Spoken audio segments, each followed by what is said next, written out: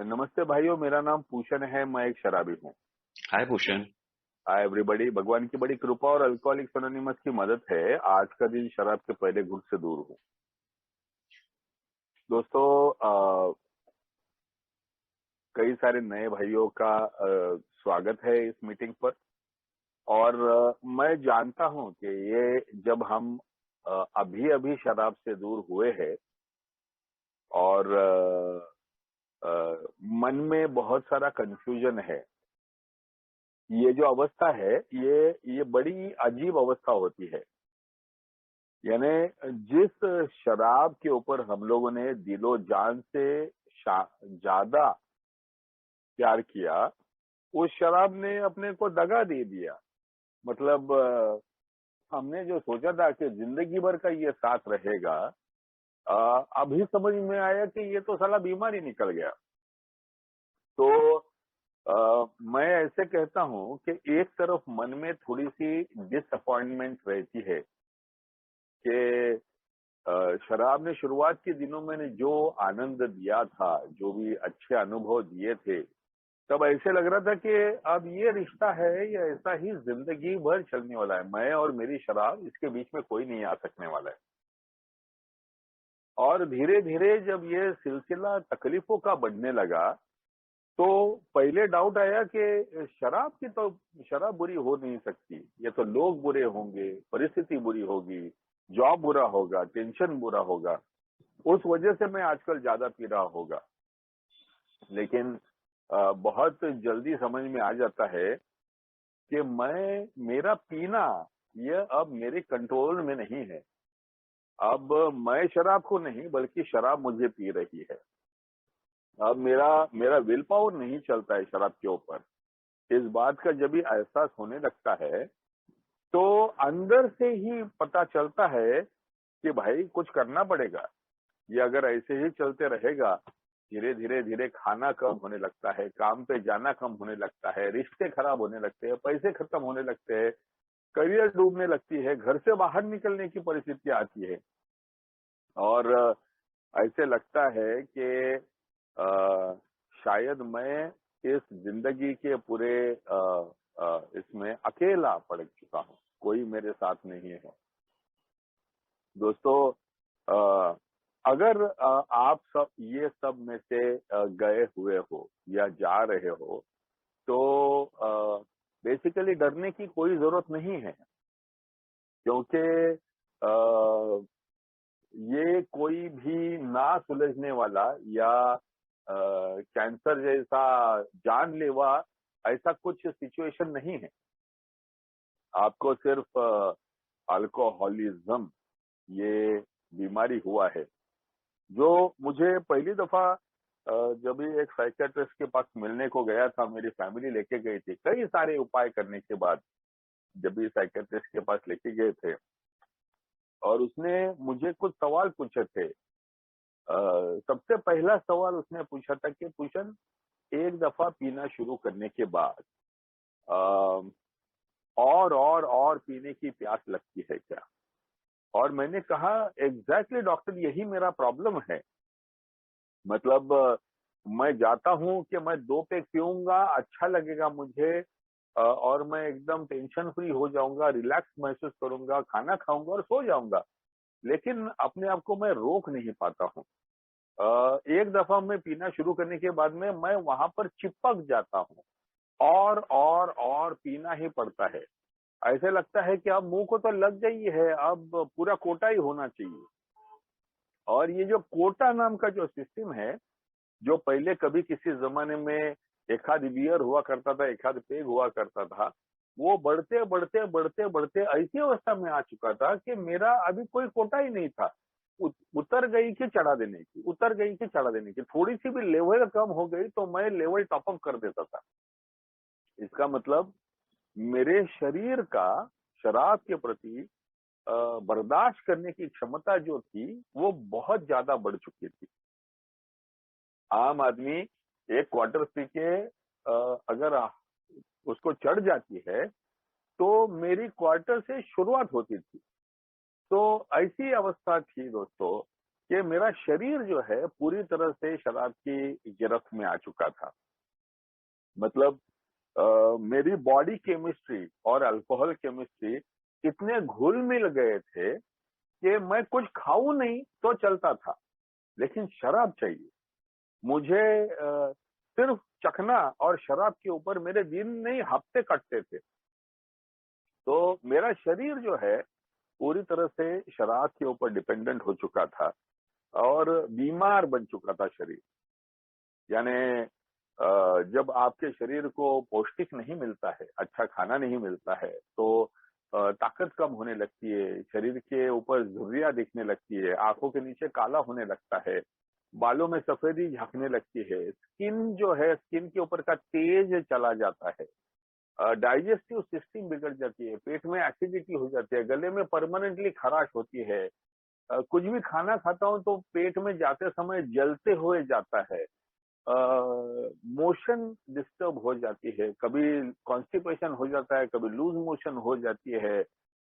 ये सब चीजें जो है मतलब अ, बाल से लेके नाखून तक हर चीज मेरा शरीर जो है वो शराब इस केमिकल के लपेट में आकर बीमार। मेरा मन जो है, डॉक्टर ने जो दूसरा सवाल पूछा था कि सुबह उठने के बाद रात को सोने तक ये जो पूरा तुम्हारा दिन होता है, एक आदमी का दिन होता है, क्या इस समय में ज्यादा से ज्यादा समय तुम्हारे मन में शराब का ही विचार चलते रहता है, या तो पीने का या तो छोड़ने का, किसी ना किसी प्रकार से शराब का ही विचार चालू रहता है। और मैंने बोला क्या ये डॉक्टर ने यार मेरे मन की बात जान ली।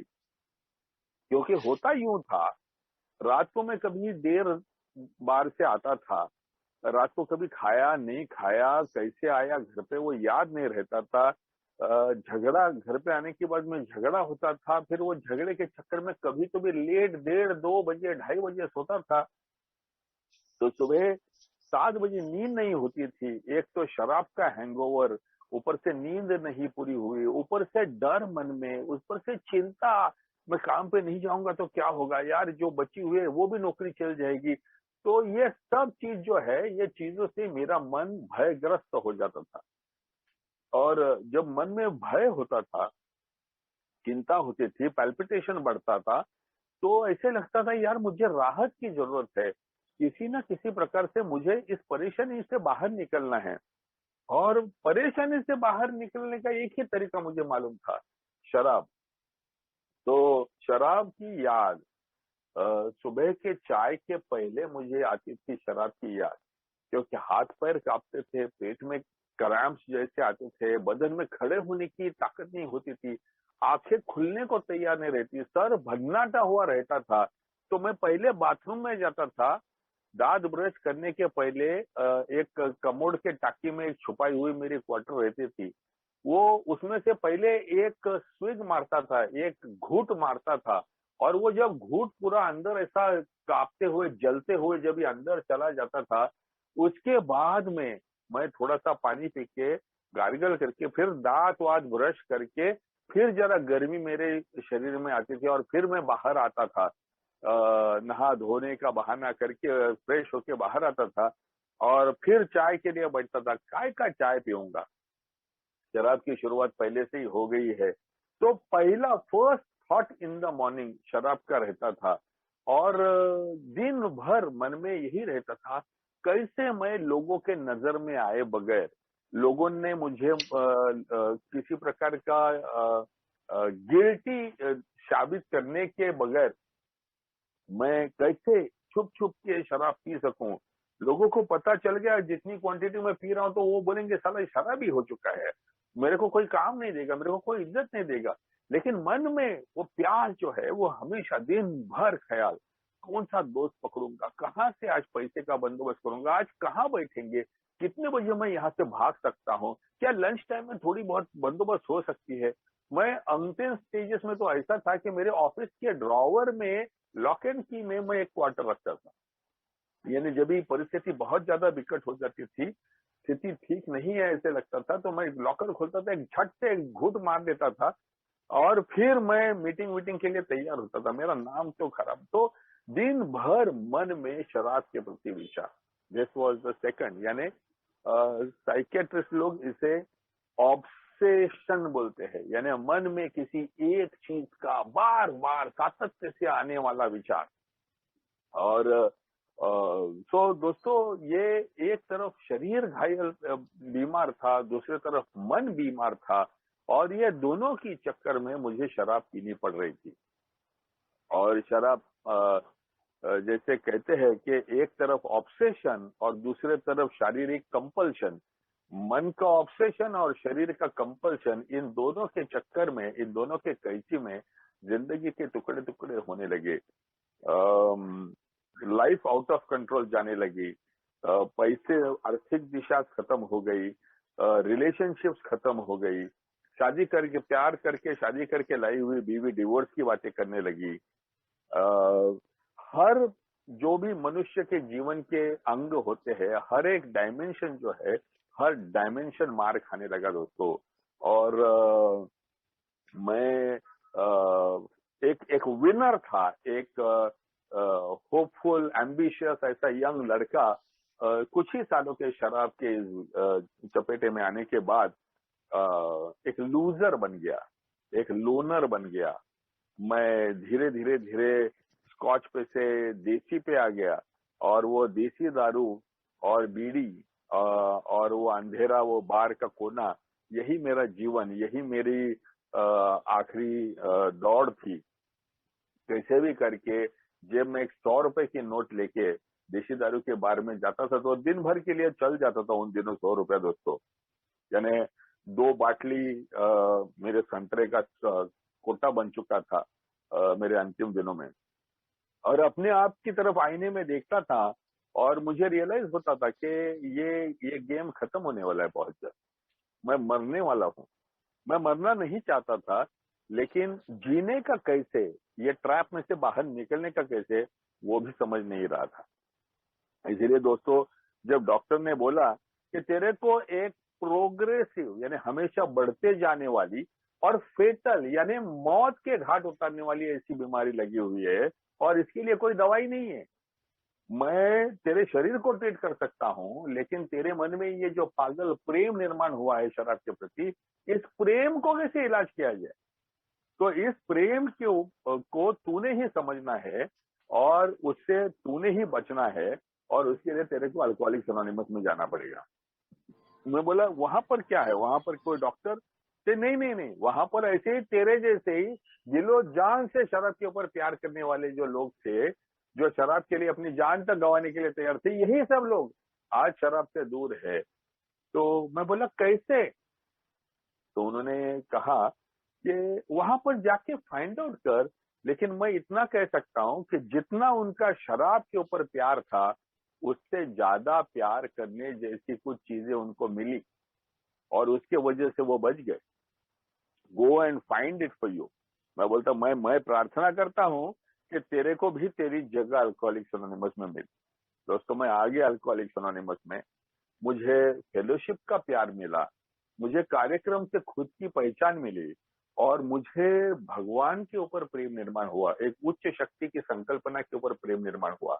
और जब मुझे ये सही स्पिरिट का प्रेम मिलने लगा, तो वो जो बनावटी जो स्पिरिट था शराब का, उसका प्रेम, ये प्रेम नहीं बल्कि एक आसक्ति थी, एक टेम्पररी, एक शॉर्ट टर्म, एक क्विक फिक्स था। ये मुझे एहसास हो गया दोस्तों। और धीरे धीरे धीरे ये के सानिध्य में रहते हुए, one day at A time के टेक्निक को इस्तेमाल करते हुए शराब से दूर हो गया। आज मुझे बोलने का मौका दिया, बहुत बहुत धन्यवाद।